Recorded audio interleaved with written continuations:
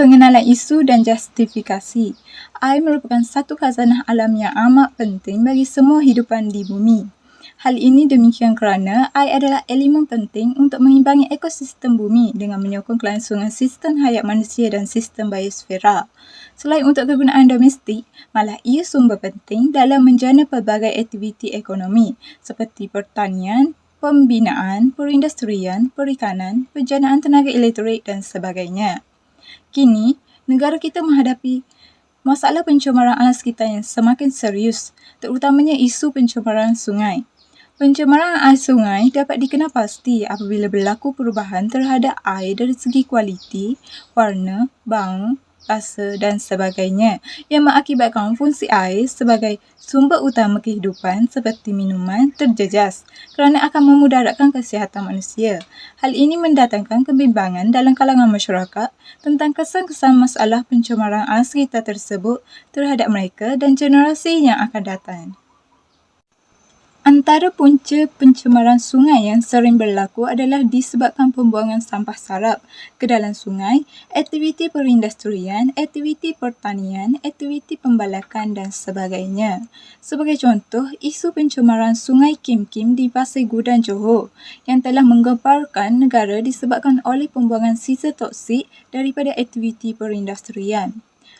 Kes pencemaran sungai ini bukan sahaja menjejaskan kualiti air dan hidupan akuatik tetapi membahayakan kesihatan penduduk setempat. Tambahan lagi, kejadian itu mengakibatkan pencemaran udara yang menyebabkan penduduk mengalami masalah kesihatan seperti sesak nafas, loya dan muntah. Oleh itu, semua pihak haruslah bertanggungjawab dalam memainkan peranan masing-masing dalam penjagaan alam sekitar agar sumber ini akan terus wujud, bersih dan selamat serta kekal bermanfaat untuk dinikmati seluruh kehidupan. Terdapat 4 jenis suratan literatur. Yang pertama ialah The Development of Water Pollution Detected Using Conductivity and Turbidity Principles yang ditulis oleh Hasmah Mansur pada tahun 2021. Yang kedua ialah Kajian Pencemaran Air terhadap Komuniti Orang Asli di Tasik Cini Pahang yang ditulis oleh Ida Royani Amran dan Rahaya Mat Jamin pada tahun 2021. Yang ketiga ialah Kajian Keberkesanan Penggunaan Ijuk Karbon sebagai bahan penapis dalam menurunkan nilai pH dan nilai kekeruhan influen di kilang Masker Wan Batik Dengkil yang ditulis oleh Sarah Afzan pada tahun 2019. Yang keempat ialah Kajian Kualiti Air, Sungai dan Upaya Pengendalian Pencemaran Sungai yang ditulis oleh Johannes. Metodologi kajian. Reka bentuk kajian ini dijalankan secara penyelidikan kuantitatif. Kami memilih kaedah ini secara tinjauan supaya mudah untuk membuat pengumpulan data secara tepat. Pengumpulan data ini dibuat secara membuat pengedaran borang soal selidik yang berbentuk form secara atas talian kepada responden secara rawak.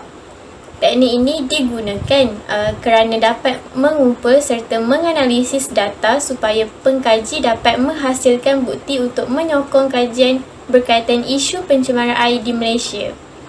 Tujuan kami menggunakan teknik metodologi ini dapat membantu pengkaji untuk memahami dengan lebih luas dan mendalam berkaitan isu pencemaran air di Malaysia yang merangkumi punca, kesan dan langkah yang diambil untuk membendung masalah ini. 4.0 Hasil kajian.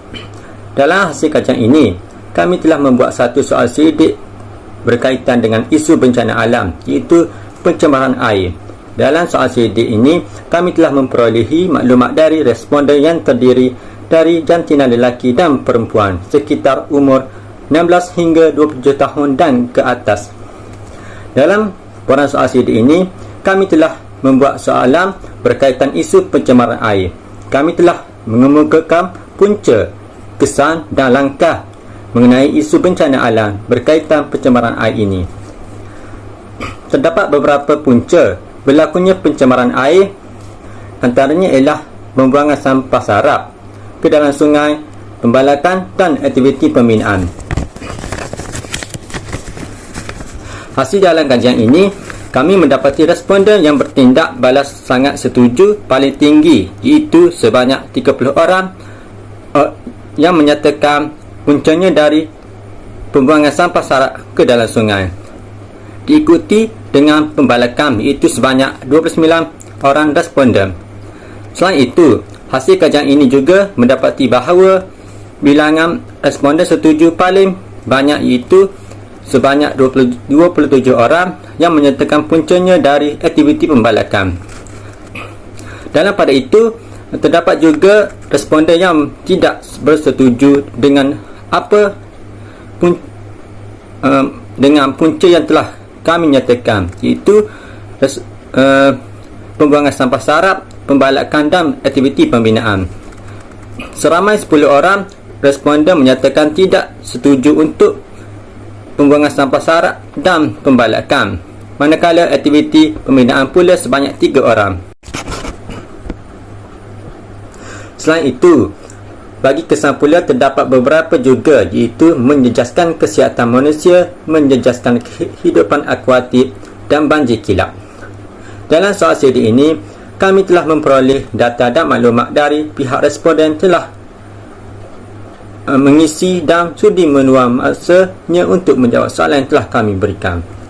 Hasil kajian yang kami dapati dari responden mendapat bahawa mereka sangat bersetuju apabila terjadi isu pencemaran air ini akan mengakibatkan hidupan akuatik terjejas, kesihatan manusia terjejas dan banjir kilap. Bilangan sangat setuju yang paling tinggi adalah sebanyak 38 orang, iaitu kesan hidupan akuatik terjejas, diikuti dengan kesihatan manusia terjejas, iaitu mencatatkan sebanyak 37 responden. Terdapat juga bilangan yang sekata dalam responden yang menyatakan setuju untuk kesihatan manusia terjejas dan banjir kilap, iaitu sebanyak 8 responden. Namun begitu, terdapat juga responden yang tidak setuju akan kesan yang kami nyatakan, iaitu paling tinggi sebanyak 7 orang bagi banjir kilap, diikuti dengan kehidupan akuatik sebanyak 5 responden dan kesihatan manusia terjejas sebanyak 4 responden. Tambahan pula, dalam soal sidik kami juga mempunyai langkah yang boleh diambil bagi mencegah isu pencemaran air ini. Antara langkah-langkah yang disarankan ialah penguatkuasaan undang-undang melalui kempen pihak kerajaan dan melalui pendidikan alam sekitar kepada kanak-kanak. Dalam hasil data yang kami perolehi melalui soal sidik ini, mendapati bahawa seramai 39 orang responden yang tertinggi menyatakan sangat setuju supaya penguatkuasaan undang-undang dibuat serta diikuti dengan 36 orang responden bagi langkah melalui pendidikan alam sekitar kepada kanak-kanak. Walau bagaimanapun, terdapat juga yang tidak setuju akan langkah yang harus dilaksanakan ini, iaitu kempen pihak kerajaan, penguatkuasaan undang-undang dan pendidikan alam sekitar. Bilangan yang tidak setuju dengan langkah ini paling tinggi adalah 2 responden, iaitu bagi pendidikan alam sekitar, dan bilangan sekata atau seimbang bagi kempen dan penguatkuasaan undang-undang, iaitu sebanyak 1 responden. Bincangan dan cadangan penyelesaian.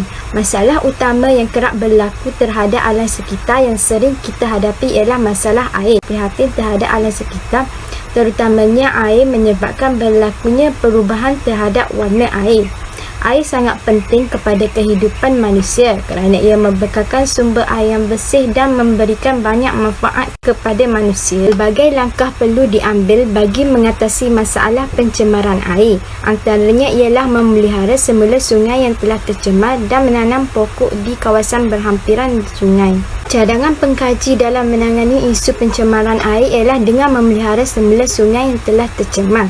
Pihak Jabatan Saliran dan Perparitan bertanggungjawab memainkan peranan dengan mendalamkan lagi sungai dengan cara mengorek endapan kawasan sungai. Ini akan dapat mengatasi dan mengurangkan masalah pencemaran air. Seterusnya ialah pengkaji juga mencadangkan agar menanam pokok di kawasan berhampiran sungai. Hal ini untuk mengelakkan daripada berlakunya hakisan. Akar pokok dapat mencekam kawasan tanah dengan kuat daripada dibawa oleh arus sungai. Akibat daripada cengkaman akar pokok itu dapat mengelakkan tanah daripada terhakis. Kesimpulan, jelaslah terdapat pelbagai langkah yang boleh diambil tindakan oleh pihak berkuasa bagi menangani isu pencemaran air di Malaysia dan bagi memastikan persekitaran ini bersih dan sihat. Air ini merupakan sumber utama manusia dalam meneruskan kehidupan. Jika permintaan terhadap air ini meningkat tetapi kualiti air ini musnah, akan memberi kesan dan menjadi isu utama pada masa kini. Isu pencemaran air ini perlulah dipandang serius oleh semua pihak supaya dapat menyelamatkan alam sekitar dan memastikan air ini dapat terjamin kebersihannya. Hal ini kerana air yang bersih sangat penting dalam menjalani kehidupan seharian. Perbuatan manusia pada hari ini boleh menunjukkan kesan kepada dunia pada masa akan datang. Manusia yang berilmu pengetahuan sangat bijak menggunakan alam sekitar bagi mengelakkan kerosakan alam sekitar. Masyarakat juga perlu mempunyai rasa tanggungjawab ke atas diri sendiri dan tidak mementingkan diri sendiri bagi memastikan persekitaran ini bersih dan terjaga. Masyarakat juga perlu berusaha untuk melestarikan air dan sungai tanpa bergantung dan berharap sepenuhnya kepada pihak berkuasa sahaja. Dengan ini, isu pencemaran air ini dapat diatasi dengan segera dan generasi akan datang dapat menikmati air yang bersih dan persekitaran yang sihat.